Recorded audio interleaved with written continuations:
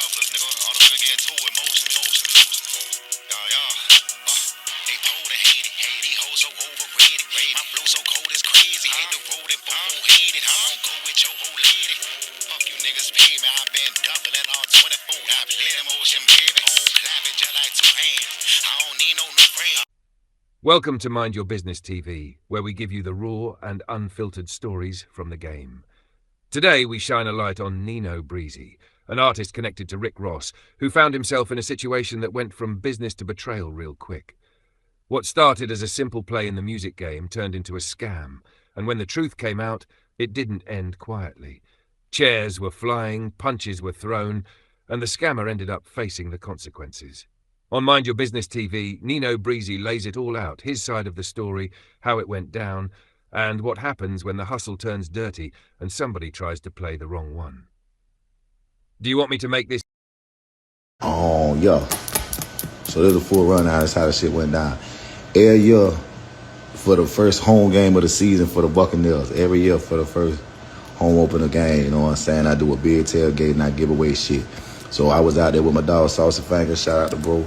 You know what I'm saying? We was giving away food, we was giving away drinks, we was giving away motherfucking clothes, all kind of shit, all flicking it up with the fans, with the jits, taking videos, making content. I was already on my Mr. Friendly rapper shit, you know what I'm saying? So it's a from St. Pete who be making like funny videos. He pushed up on me and said he wanted to make a video with me, and it was a girl that made content. They wanted to make a video in front of the stadium. I was with my, because everybody keep asking me like why I was by myself. I was with my, I walked away from my dogs to make this video with this fan. You know what I'm saying? So that was my fault right there. And then when I was on the way to the stadium to make the video with the first, some more flagged me down and asked me to make a video.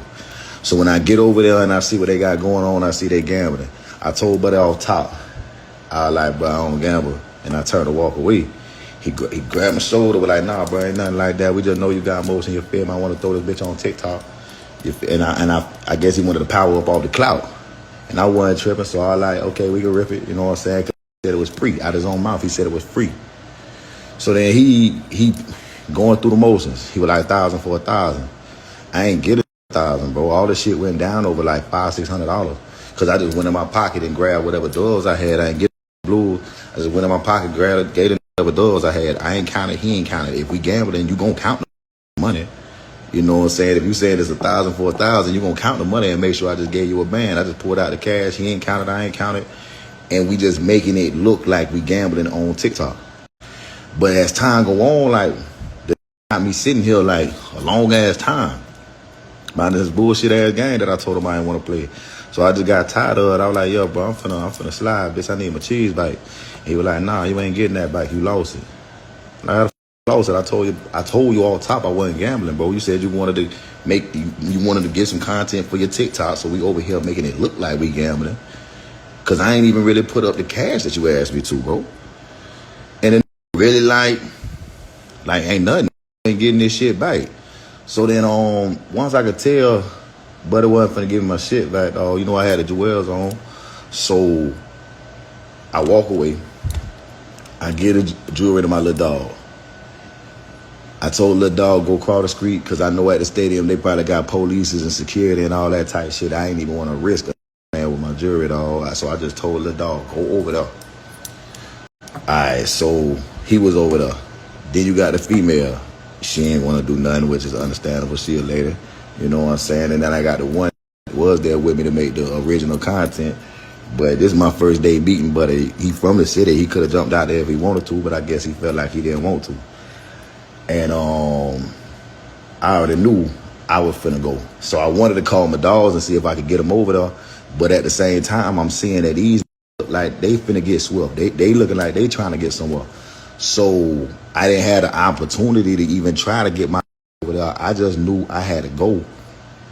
I had to go right then. Otherwise, I'm probably gonna get missing. So I push up on Buddy, bro. I'm trying to get my shit. I'm really hoping he can say some shit like, damn, bro, it ain't even worth it, dog. You can have your money back. But he really didn't want to give me my shit back. So I rushed him and I went in his pocket. I hit him, and then I hit him in the face with an elbow. I took him to the ground. he take me to the ground with him though, so that's how I ended up on the ground. Next thing you know, hitting me in the head with chairs and all that old shit. For a minute I tried to cover up. I was trying to see if anybody was gonna help out, but it's like I knew after a while, like them niggas kept dinging my ass. I knew wasn't nobody coming, so I was just like, fuck it, bitch. And I went in the pockets. I get in the pockets, I grabbed the cash, I pulled the cash out. I think I put it in my pocket. I might have kept it in my hand, dog. And I just kept hitting elbows, and then once I had the cash and I knew I was gonna get up out of there, because everybody kept saying the police were coming. I hit with a good 4 or 5 of them bitches, dogs stood over and slid. Got up out of there. Got up out of there before Troll came. But to be honest with you, bro, Troll still got up with me. They just rolled past me like to make sure I wasn't on nothing no more. The cracker wasn't even really tripping, dog. But yeah, that's how I even ended up in that predicament. Just, you know what I'm saying, like showing love. You know what I'm saying? I had been doing that shit all day long, like the street.